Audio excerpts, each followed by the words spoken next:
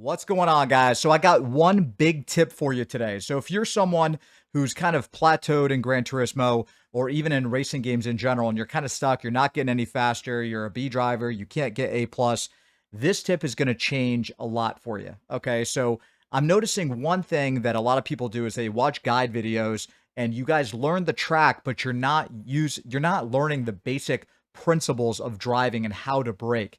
These things are much more important than, let's say, a track guide. Okay, most of you guys should know the tracks by now. You should have a general understanding of where you brake, what meter marker to use, where you should be, coming out of exit, stuff like that. That's pretty simple, right?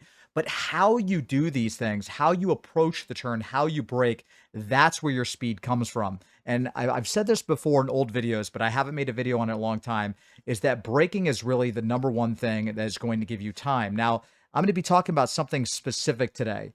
And the tip that I'm going to give you is holding your gear longer. Okay. Now, what I mean by that is, and I'm going to show you an example right here. This is a live race. I'm going to try to make this video as quick as possible so you can kind of understand it and be on your way and you can start practicing. But whenever you're braking at a turn, you shouldn't have the habit in your mind that as soon as I brake, I downshift immediately as far down as possible. So most people will be in like fifth gear and you're going like, let's say 150 miles an hour, whatever. You slam the brakes and you downshift all the way to first gear because you're trying to use the transmission to slow the car down. That's a horrible idea. You don't want to do that. I mean, maybe for a hot lap, right? You could do that, but not all the time. What that's going to do is as the race continues, you're going to get more excessive tire wear. The car's going to be more unpredictable because it's randomly going to snap oversteer on you because you're downshifting too early and you're causing that car to get squirrely and it's going to be all over the place and you're going to have to try to recover and you're going to have a sloppy exit, whatever. So what you need to do, you need to hold the gear. So like, let's say you're in fourth gear, you would brake in fourth, keep fourth, then go into third, then go into second, slowly. You got to slow it down a little bit. The smoother you are, and I'm going to give you an example, the faster you're going to be. So watch how I take this particular turn. Okay. So watch this. I'm not going to just go into first gear right away. Now watch. Fourth, second, hold second, first.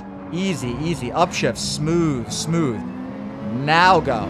Now watch this. Watch right here. Third, hold third. Second, smooth, smooth. Then go. Right? You see how I'm braking in the same gear first? I'm not braking and downshifting at the exact same moment. And I'm not braking into first right away to make that car slide out. Because if I do that, I'm going to show you what's going to happen. Now let's go back a little bit. Let's watch this guy. You just watch those two turns. Now you saw how I held second, right? Watch. First, look, now the car's, late brake. It's sloppy, right? Because of that later brake and going into first, he's not as tight on that line because he just broke hard, went into first and just tried to like go as quick as he could just, by going late and coming close in. You don't want to do that. You want to brake and hold your gear so you can stay nice and tight on that line and be really, really smooth, right? Same thing with this turn. Here, we're going to go into second. Boom, second right away. Trying to make it perfect.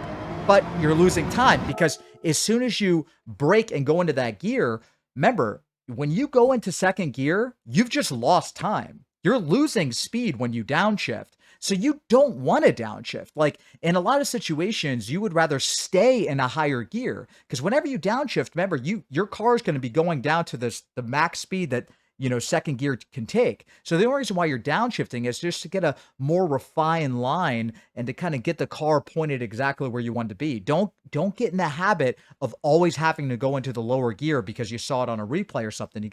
It's all situational. And also this is going to help a lot when it comes to dirty air. If you're in a higher gear, you'll feel that understeer and be like, okay, I can't really hit the throttle. Let me downshift and then upshift again. Something along those lines. Now watch this.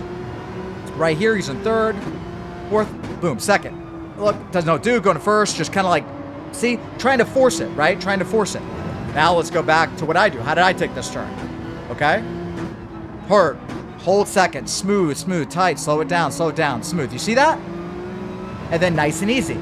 That's how you want to take those turns. You don't want to, downshift too much because whenever you do that, even if you go into first gear for a split second and you go back into second again, you've lost so much time. And that's why you can start seeing this gap increase, it's because those little mistakes of like going to first when you could have stayed in second, like stuff like that, it adds up. It may not seem like a big deal, but I'm telling you, if you do this on like 2 or 3 sectors in a race, you're going to be like probably 5 or 6 seconds behind it during the entire race. So work on these small things by braking and holding a gear for a little bit longer and see if that increases your pace. You can also do this on your qualifying times. Try to, downshift, hold second gear, then go around the turn, maybe downshift into first and then upshift the second. Slow it down a little bit. You don't need to always be in a rush to like brake and go into first and then second and go. Like, just relax. And I promise if you start refining your line a little bit and slowing your pace down a little, you'll start seeing,